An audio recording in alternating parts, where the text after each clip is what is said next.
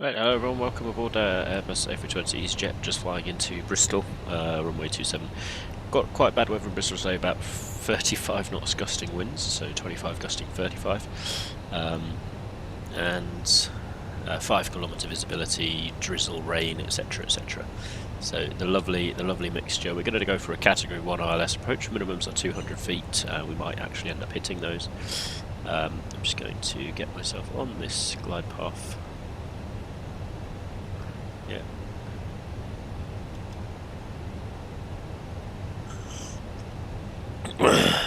So we're doing open descent down to 2,500 feet and localizer. Basically, we can't intercept the glide path before localizer has been intercepted, so we're basically going to allow the aircraft to come down now. I'm going to use a vertical speed descent there just to get us back on that glide path. Just keeping the diamond here roughly in the range where it can actually intercept. Localizer's armed, approach is armed, and the second autopilot's already engaged. We've got lights on, signs on. I'm going to activate the wing lights as well, and I'm going to put anti-ice on as it's 5 degrees Celsius and very moist in the air. So the expectation is there is a very likely chance of icing, so just going to turn that on just as a precaution. I'm turning on to localizer there, and the glide path's automatically engaged at the same time. We've got 8.4 miles to the runway. I'm going to set flaps 1. Gear down. Now, Bristol Airport sits on a hill, so there's a very likely... it's very likely that we're not going to get any GPWS call-outs for 2,500 at the normal range. It might well be that we get those later than normal, and that's fine. We'll just put the gear down on a distance rather than a GPWS, which is GPWS 2,507 miles.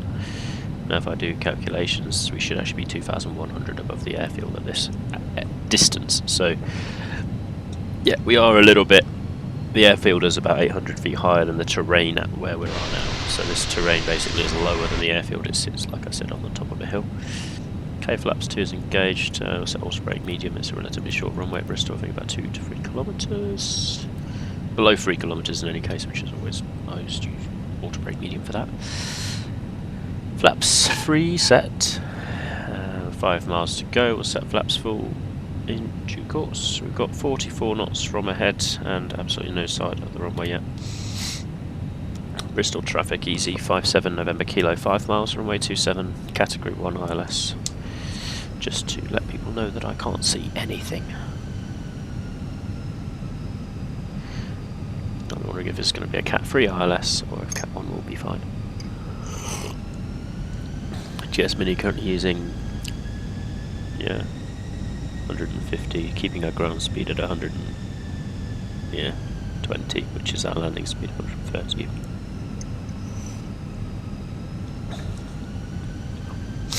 So GS Mini may be a little bit over the top in this, but we'll see. Hopefully we'll get down below 5,000, 5 kilometre visibility short wing. So that's probably about 2 miles. We should start to see something. See it about nose of the ground. So we've got 5,000 light drizzle, overcast 200 above, which is actually minimums. So I might actually change it to the Category 1 ILS approach, which is 50 feet radio. So that's Category 2. No, that's Category 3A. So we're on Category 3A ILS now because I'm not happy that I'm definitely going to have the runway in sight. So I'm just upgrading my approach. We've got all of the systems set up for it, so that's fine. Hopefully the autopilot will do its job.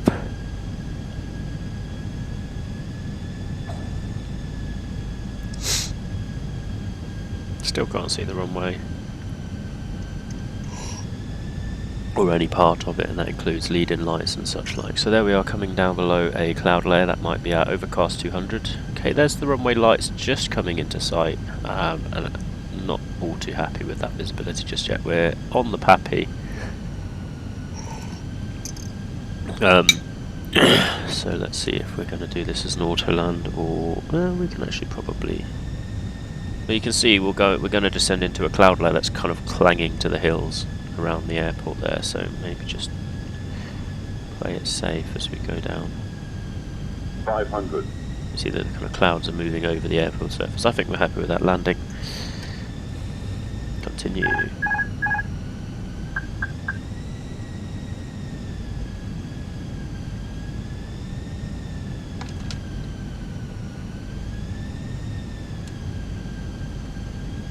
100 above. Yeah. 100.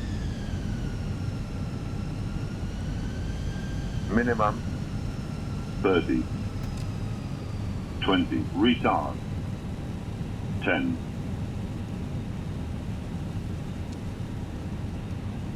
5.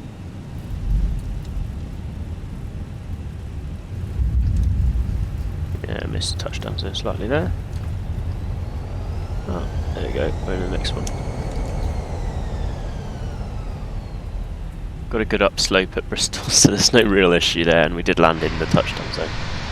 Just over there, really. So we'll vacate off the end.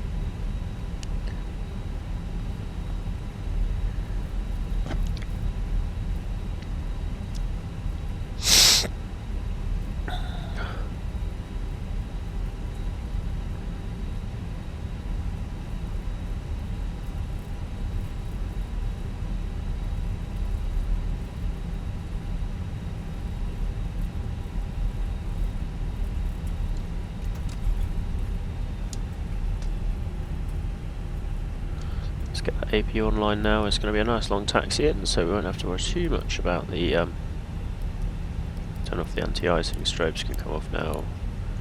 Landing lights off and taxi lights to taxi.